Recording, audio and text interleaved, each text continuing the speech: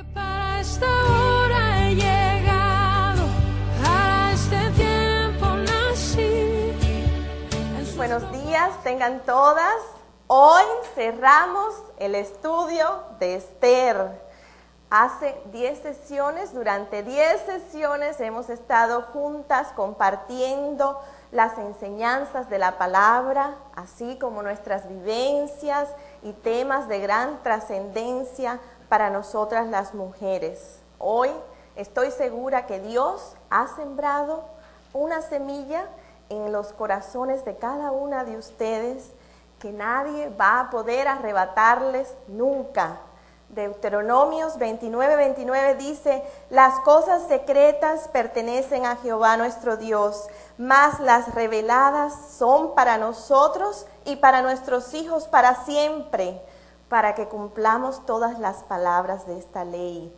Las cosas que hemos aprendido aquí de la palabra de Dios son para que la pasemos a nuestros hijos y ellos a las siguientes generaciones, y así de esa manera ver cómo Dios va a levantar personas en este planeta que van a poder pelear la buena batalla para tiempos como los que a ellos les toquen vivir, para tiempos como estos. Es difícil ser una mujer, pero yo les voy a decir, me encanta ser una mujer, me gozo en ser una mujer, amo a las mujeres y las amo a ustedes todas mujeres. Me recuerdo de las palabras del apóstol Pablo cuando decía, refiriéndose a los hermanos y hermanas en Cristo como su gozo y corona mía, en Filipenses 4:1. Él dijo: hermanos míos, amados y deseados, gozo y corona mía, estar así firmes en el Señor, amados. Los llamaba amados y corona mía. Y quiero que sepan que en este libro, en este estudio de este libro de Esther, ustedes son esa corona mía que quiero presentar algún día ante mi Señor, cuando como ofrenda. Ahora abran conmigo, por favor, sus Biblias en Esther, capítulo 9, versículo 29. Vamos a leer todo el final del capítulo 9 y todo el capítulo 10, que solo tiene 3 versículos, así que no se me asusten, no es muy largo. Vamos a leer, ya todos lo tienen ahí, Esther 9, 29. Y dice así la palabra de Dios: y la reina Esther, hija de Abihail y Mardoqueo el judío, suscribieron con plena autoridad esta segunda carta referente a Purim. Y el 30 dice: y fueron enviadas cartas a todos los judíos y a las 127 provincias del rey Asuero con palabras de paz y de verdad, para confirmar estos días de Purim en sus tiempos señalados, según les había ordenado Mardoqueo el judío y la reina Esther, y según ellos habían tomado sobre sí y sobre su descendencia para conmemorar el fin de los ayunos y de su clamor. Y el 32 dice: y el mandamiento de Esther confirmó estas celebraciones acerca de Purim, y esto fue registrado en un libro. Fíjense qué interesante, el mandamiento de Esther, le llamaron a esto. Y el capítulo 10, versículo 1 dice: el rey Asuero impuso tributo sobre la tierra y hasta las costas del mar, y todos los hechos de su poder y autoridad, y el relato sobre la grandeza de Mardoqueo, con que el rey le engrandeció. ¿No está escrito en el libro de las crónicas de los reyes de Media y de Persia? Dice el 3, porque Mardoqueo el judío fue el segundo después del rey Asuero, y grande entre los judíos, y estimado por la multitud de sus hermanos, porque procuró el bienestar de su pueblo, y habló paz para todo su linaje. Y así termina el libro de Esther. Y a mí me llamó la atención, creo que a ustedes también les debe haber llamado la atención, que en un libro que se relata la belleza y el valor de una mujer que se llamaba Esther y que se convierte en reina para tiempos como estos, y no se le menciona ni al principio del libro ni al final, como ven ustedes en el capítulo 10. Aquí vemos que Mardoqueo captura toda la atención, ¿cierto?, en los últimos versos del libro, lo que nos lleva a pensar, lo que muchos estudiosos de este libro se han llegado a preguntar alguna vez: ¿quién es el protagonista del libro? ¿Es Esther o Mardoqueo? ¿No les parece a ustedes esta pregunta apropiada? ¿Quién es el verdadero héroe del libro?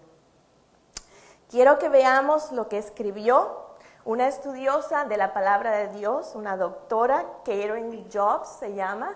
Ella escribió esto: ninguno de los dos, Esther ni Mardoqueo solos, tenían el poder o la posición para librar a su pueblo. Fue solo cuando ellos unieron sus fuerzas y autoridad que fueron capaces de guiar al pueblo de Dios durante la amenaza de muerte hacia la liberación.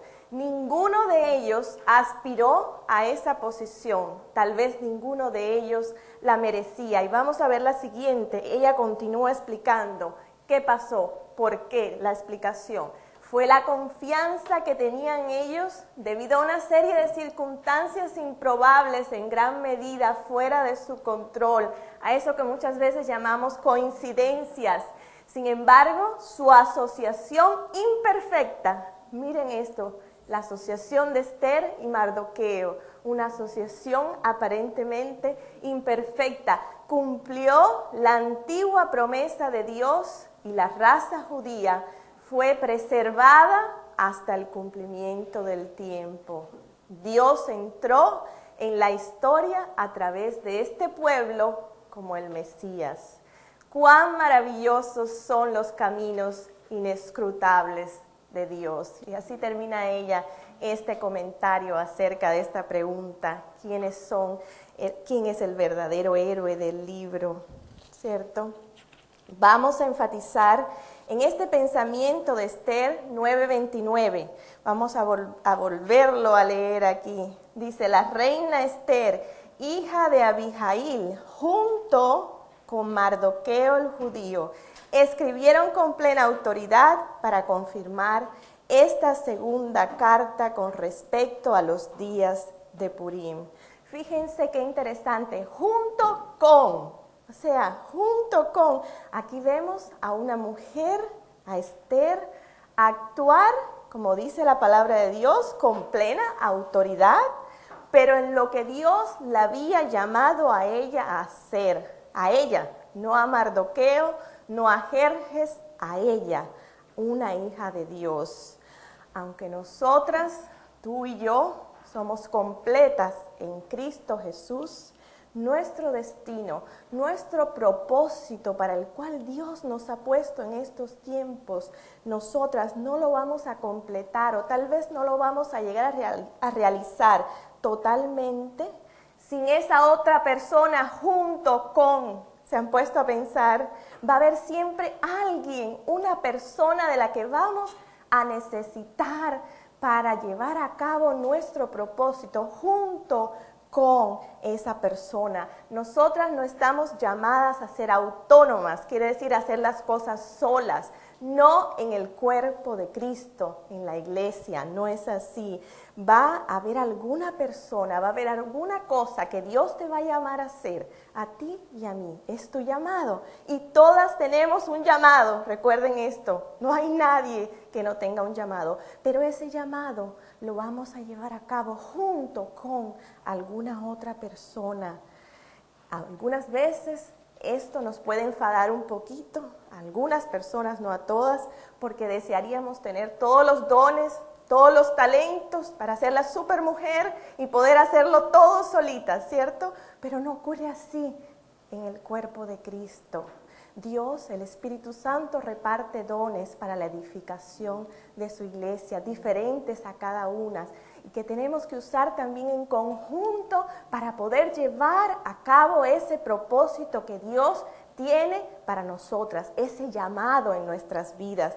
Muchas veces hay personas que quieren hacerlo todo, que tienen una voz bella, que cantan muy bonito y no solo quieren ser directora del coro o director del coro, también quieren ser la maestra del grupo de mujeres o de escuela dominical y también quieren ser la directora de los niños y también quieren ser la que...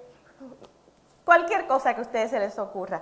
No es así en el cuerpo de Dios. Y a veces, por lo contrario, nos encontramos con una persona que tiene que hacerlo todo, porque hay otras que no quieren trabajar en conjunto, cooperar, ¿cierto? Para llevar a cabo ese destino, ese propósito. Y se pierden esta belleza de lo que es trabajar con alguien. Vamos a necesitar de alguien aún así. Cuando Dios nos llama a caminar en plena autoridad para completar el propósito que Él tiene en nuestras vidas, va a ser junto a alguien. Y no sabe las maravillas que esas otras personas te pueden ayudar a lograr y el gozo de experimentar el compañerismo. Quiero que pensemos en el tema del libro. ¿Se recuerdan? Vimos desde el principio que el nombre de Dios no está escrito. Es el único libro en la Biblia donde el nombre de Dios no está escrito, pero vemos que está presente en todo el libro y su presencia se manifiesta en todo el libro. Y esto me hizo pensar cuando miro atrás y veo de dónde el Señor me ha traído para llevar a cabo mi llamado. Cuántas cosas tuvieron que pasar para que yo me atreviera a dar el primer paso en mi llamado. Yo no estaba segura si ese era el llamado que Dios tenía para mi vida, si ese era el propósito que Dios tenía para mi vida. Yo no estaba segura, yo no sabía qué dirección tomar. Yo solía pedirle al Señor: asegúrame que es esto lo que tú quieres que yo haga. Yo necesito estar segura para poder dar el primer paso. Solo tenemos que darlo, hermanas. Solamente tenemos que dar el primer paso en ese llamado, cualquiera que sea que tú sientas que Dios te está llamando. Lo que quiero que entiendan de esto de este principio, es que para llevar a cabo el cumplimiento del propósito que Dios tiene para ustedes, para llevar a cabo su llamada, ustedes no van a estar 100% seguras antes de dar el primer paso. Va a parecer todo nublado, opaco, no sabemos si ir a la derecha, si ir a la izquierda, no sabemos qué hacer, en qué forma hacerlo. Tenemos que solo dar el primer paso. Y a eso se llama providencia divina. Eso es lo que es providencia divina, cuando no sabemos hacia dónde ir, pero el Señor nos da un empujoncito y no sabemos por qué lo hicimos ni cómo lo hicimos, pero dimos el primer paso. Eso es providencia divina. No sabíamos si ese paso era el correcto o no a tomar en determinado tiempo, pero cuando miramos atrás y vemos que fue exactamente el paso correcto a dar, nos damos cuenta, ese fue Dios, tuvo que haber sido la mano de Dios. Y eso es providencia divina, hermanas, eso es. No sabemos cómo vamos a hacer las cosas, pero suceden. No sabemos por qué suceden las cosas y tratamos de llamarlos coincidencia a los eventos comunes que ocurren en nuestras vidas. Pero esa es la mano de Dios, esa es providencia divina. Yo ahora puedo entender, cuando miro un poquito atrás, por qué vine a vivir a este lugar específicamente, tan lejos, cierto, muy bello, pero tan lejos de mi tierra, de mi patria. Muchas veces me preguntaba, ¿qué hago aquí, Señor? Tan lejos de mi patria, con un clima tan diferente, con un idioma diferente. Me pregunto, ¿por qué tuve que estar sola tantos años, esperando, pidiéndole a Dios por un hombre, por un esposo, por un hombre temeroso de Dios? Porque tuve que estar sola tantos años hasta que pude conocer al hombre que Dios tenía preparado para mí. a mi esposo, un hombre con un llamado de Dios. No sabía por qué en ese momento, pero ahora miro atrás y sé por qué. Yo me preguntaba, ¿por qué el tropiezo para obtener mi certificado de médico en los Estados Unidos, a pesar de haber pasado todos los requisitos, los exámenes? ¿Por qué? Y ahora lo entiendo. ¿Por qué pasé tantas dificultades, tantas pruebas? Porque mi carácter tuvo que ser moldeado. El Señor dirigió mis pasos hasta aquí, hasta donde estoy hoy. Ahora lo puedo ver para la gloria y la honra de su nombre. Y así Él lo va a hacer en sus vidas, en la vida de cada una de ustedes, de acuerdo al llamado que ustedes tengan, que va a ser diferente el de una de la otra. Pero yo les garantizo que la providencia de Dios va a estar acompañándoles en cada paso. Solo den el primer paso en confianza y déjense guiar por Él. No sabemos por qué ahora estamos atravesando por un desvío, como le llamamos en las sesiones anteriores, por un problema, por una dificultad en nuestras vidas. No sabemos por qué, pero cuando todo esté concretado y miremos atrás, va a tener sentido.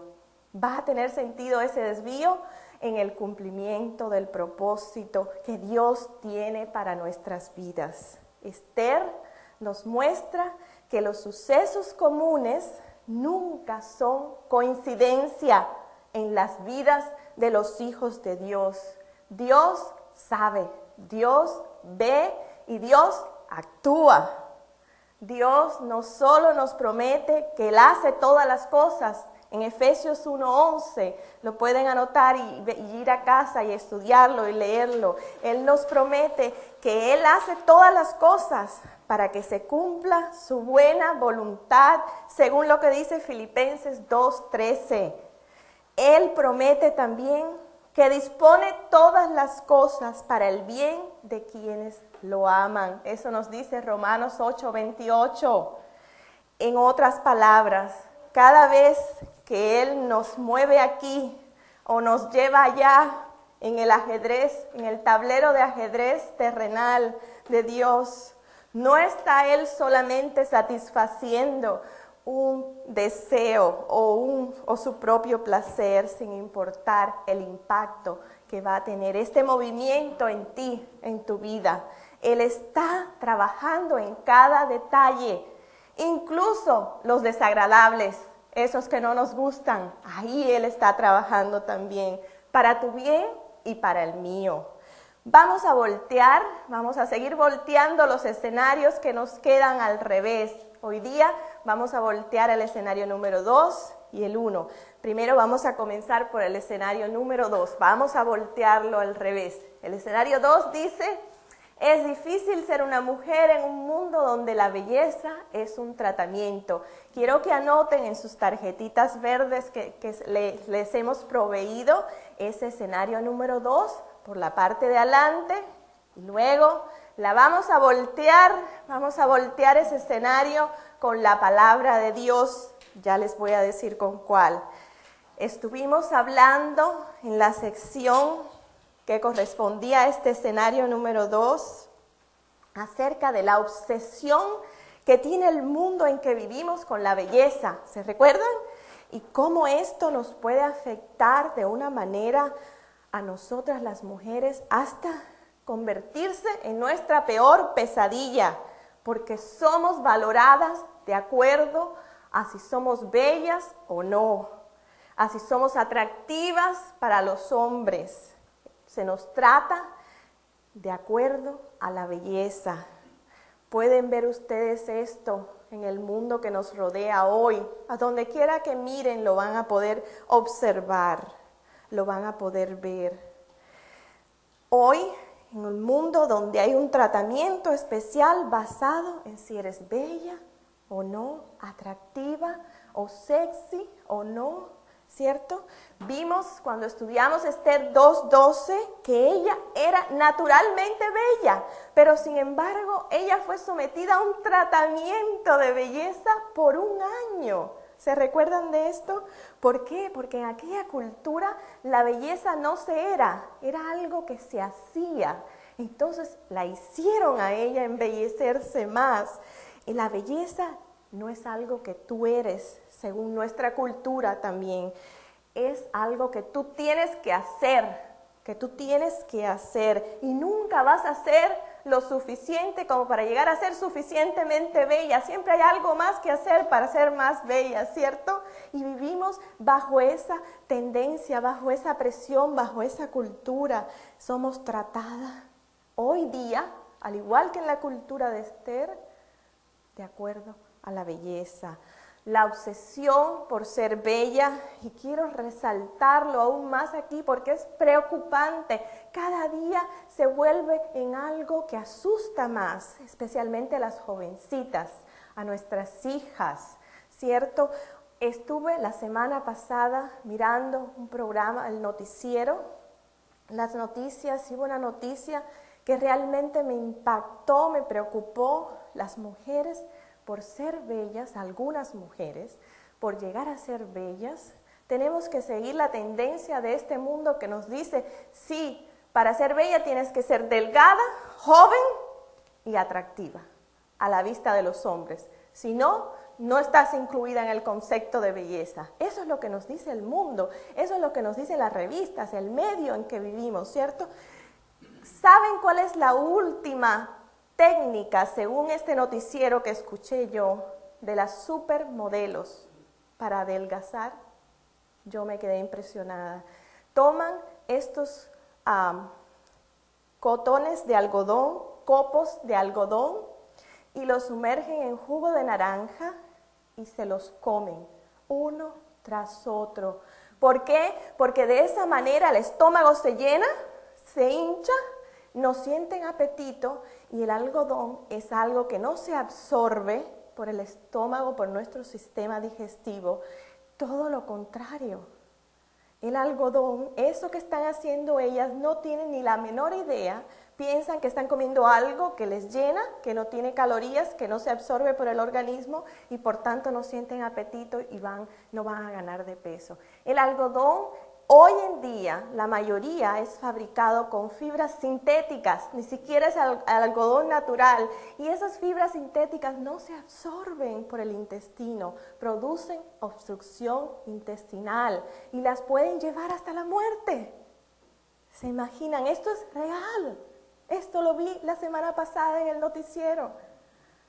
Hasta eso llegan las jovencitas por querer ser incluidas en este concepto de belleza. ¿Se han sentido alguna vez ustedes amenazadas por este fenómeno alguna vez? Yo creo que si somos honestas, sí. De vez en cuando nos miramos al espejo y nos decimos, uy, quisiera ser un poco más delgada, ¿cierto? Yo creo que si somos honestas, nos hemos sentido amenazadas por esta tendencia, presionadas por la sociedad, por los medios, a ser bella para ser tratada bien. Aún con nuestro propio esposo, nos preguntamos, ¿me amará a pesar de que no soy tan bella como otras? A pesar de que no tengo una cinturita de supermodelo, ¿me amará mi esposo? A pesar de que estoy envejeciendo, ya me están saliendo las arruguitas, ¿me amará mi esposo? ¿Soy amada a pesar de la manera en que me veo en el espejo? Ustedes, esto es algo bien simpático. Ustedes saben que las mujeres, la mayoría de las mujeres, cuando nos miramos al espejo, generalmente nos encontramos algún defecto. Dígame si estoy equivocada o no, o por lo menos algo que quisiéramos que fuera diferente. Mi pelo no es ondulado o no es liso. Mi nariz está muy aplastada. Mis labios no son lo suficientemente gruesos. Si no tuviera este lunar aquí, me vería mejor, ¿cierto o no? Pero la diferencia, ¿ustedes saben lo que hacen los hombres a diferencia de nosotros? cuando se miran al espejo? Ellos vienen con su barriga bien grande y se paran delante del espejo y mientras se tocan la barriga dicen, qué bien me veo, qué musculoso estoy. Mientras más años pasan, mejor me veo. Y nosotras siempre nos encontramos algún defecto.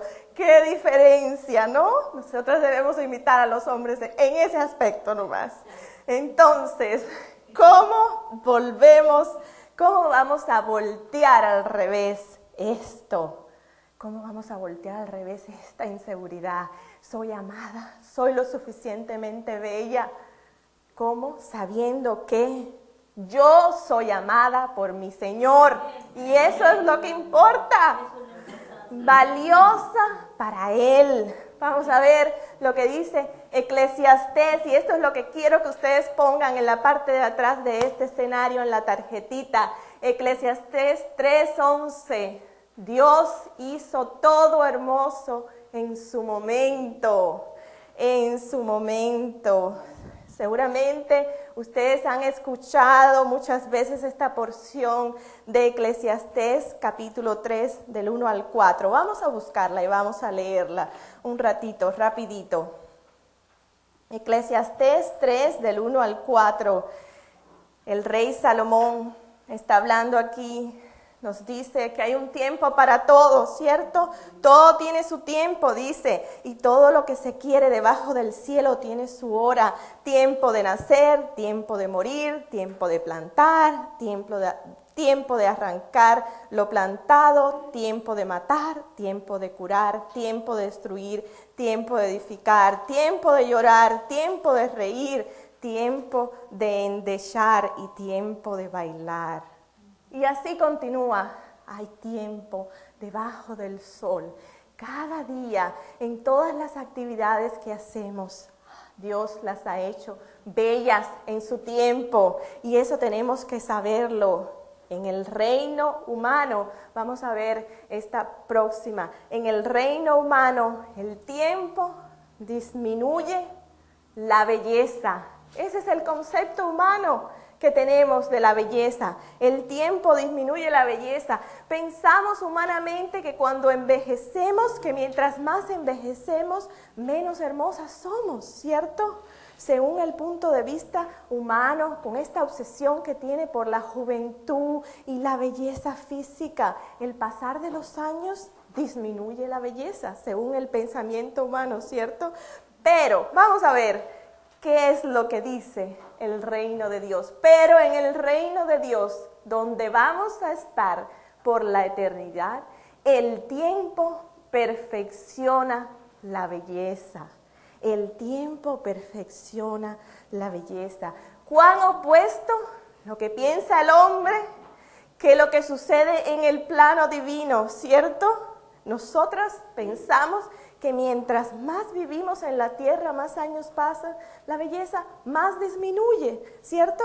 Cuando vemos a una señora mayor, bien vestidita, arregladita, decimos, debe haber sido muy bonita en su juventud, ¿cierto? Esa es la reacción que tenemos, pensamos eso, pero no es así en el reino de Dios, hermanas. Mientras más años pasan en tu vida, en tu caminar con Dios, más madura vas a ser, más bella vas a ser aquí, en tu alma, dentro de tu alma, vas a ser más bella. Y eso es porque en el reino de Dios se perfecciona, el tiempo perfecciona la belleza. La belleza en el reino de Dios, vamos a ver la próxima. La belleza en el reino de Dios no es un tratamiento, es un destino. Todas estamos destinadas a llegar a ella, a alcanzarla, a esta belleza que yo les estoy hablando, a esta belleza interior. Todas estamos llamadas, no es un tratamiento, es el destino, es hacia dónde vamos. Y de eso se trata el capítulo 10 de Esther. Todo fue hecho bello en su tiempo. Así termina la historia. Se invirtieron los papeles en la provincia de Persia y la misma mujer que vivió su vida a la merced de decretos, ordenó lo que las Escrituras le llaman en el versículo 32 del capítulo 9, el mandamiento de Esther. También vemos a Mardoqueo, a quien se había pasado por alto, es ahora Mardoqueo el supervisor, el segundo al mando y altamente estimado. Las manos vemos retorcidas, los villanos han sido ahorcados y los liberados cantan, los liberados del pueblo judío. Vamos a voltear ahora al revés, el escenario número 1. Es difícil ser una mujer bajo la sombra de otra mujer. Cuando estudiamos este escenario, este tema, vimos que esta mujer de que estamos hablando puede ser la Señora Maravilla o Perfección, cualquier mujer en sus vidas. Y es difícil vivir bajo la sombra de ella porque es muy difícil compararse con ella, todo lo hace bien, perfecto. O esa mujer puede ser también la Señora Monstruo y estás cargando con un peso encima de esta relación que te hace la vida tan difícil que cuando te miras al espejo no te reconoces. Entonces, ¿cómo vamos a voltear esta cita al revés? El que habita al abrigo del Altísimo morará bajo la sombra del Omnipotente. Salmos 91, 1. Cada vez que te sientas que estás bajo la sombra de alguien o que estás siendo opacada por la sombra de otra persona, recuerda que no existe nadie lo suficientemente grande como para tapar la sombra de Dios, para darle sombra a Dios.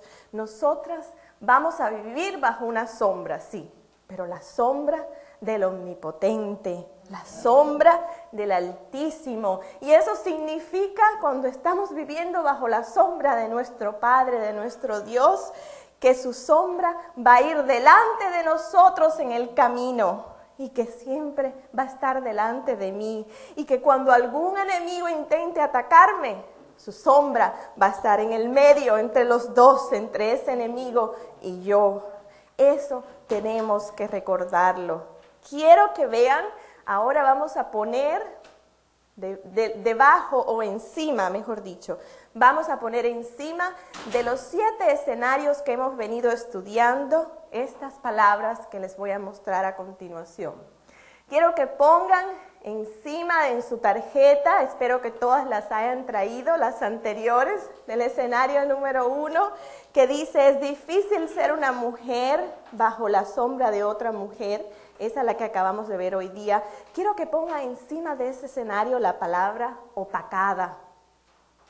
Y así sucesivamente vamos a hacerlo con el escenario número 2. Es difícil ser una mujer en un mundo donde la belleza es un tratamiento. Quiero que ponga encima de ese escenario subestimada. Y encima del escenario número 3, es difícil ser una mujer que vive en un mundo malvado. Quiero que pongamos ahí desprotegida. El 4, es difícil ser una mujer que lleva un peso gigante encima. Quiero que pongamos encima de ese escenario descalificada. Y el 5, es difícil ser una mujer que vive en constante temor. Quiero que pongan encima de ese escenario atacada. Y el 6 decía, es difícil ser una mujer que sepa balancear pasión con paciencia. Vamos a poner ahí desesperada. Y el 7 decía, es difícil ser una mujer que se siente responsable de cómo las cosas van a ir. Y quiero que pongamos encima de ese sobrecargada.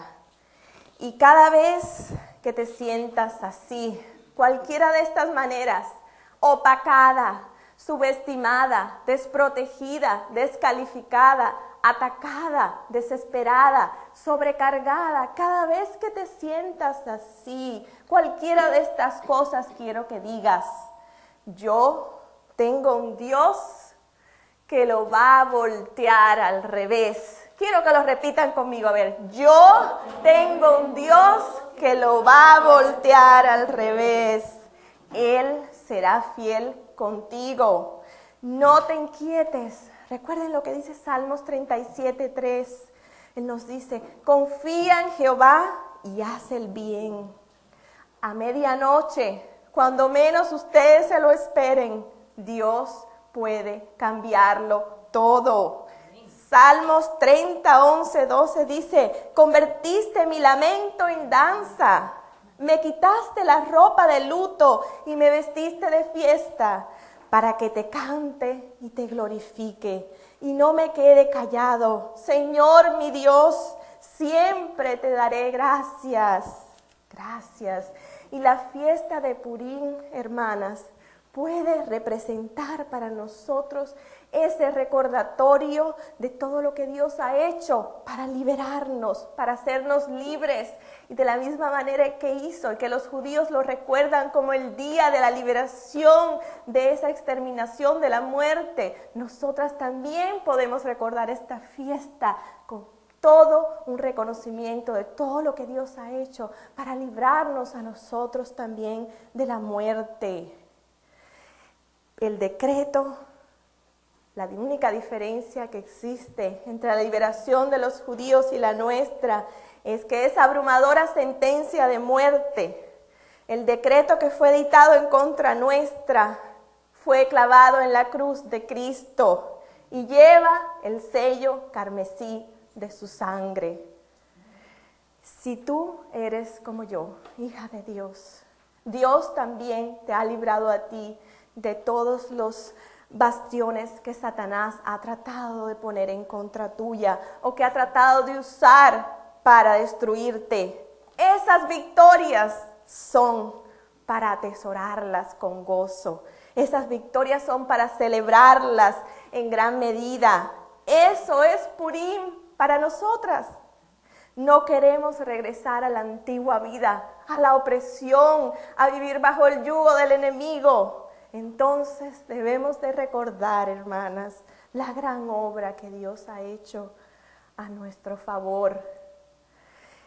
Ese dilema que tenemos de ser mujer, que a veces nos sentimos muy poca cosa o demasiado responsable otras veces, o las dos cosas al mismo tiempo. Sentimos que nos falta lo que se requiere para hacer algo, que otra persona lo haría mejor que yo en mi lugar. Nosotras tenemos un Dios que piensa que somos lo suficiente, que tenemos todo lo que se necesita para ser una reina como Esther. Dios no está más presente que cuando no lo puedes ver. En tus tiempos más oscuros de tu vida, Él te ha guardado a ti en la grieta de una roca y te ha cubierto ahí con su mano. Parece oscuro ahí dentro, pero tú estás bajo el abrigo del Altísimo, del Todopoderoso. Dios te está protegiendo, tú estás bajo la sombra de Él. Tú no has sido olvidada. Hemos sido llamadas de la oscuridad a la luz de su reino glorioso. Esteres para tiempos como los de hoy, para tiempos como estos. Quiero leerles unas palabras que se encontraron grabadas en una pared de una celda de un campo de concentración nazi. Después de la Segunda Guerra Mundial, ustedes saben que los judíos fueron llevados a campo de concentración y exterminados. Encontraron unas palabras grabadas en la pared de una celda de un autor desconocido. Dice así: creo en el sol, incluso cuando no brilla. Creo en el amor, aun cuando no lo siento.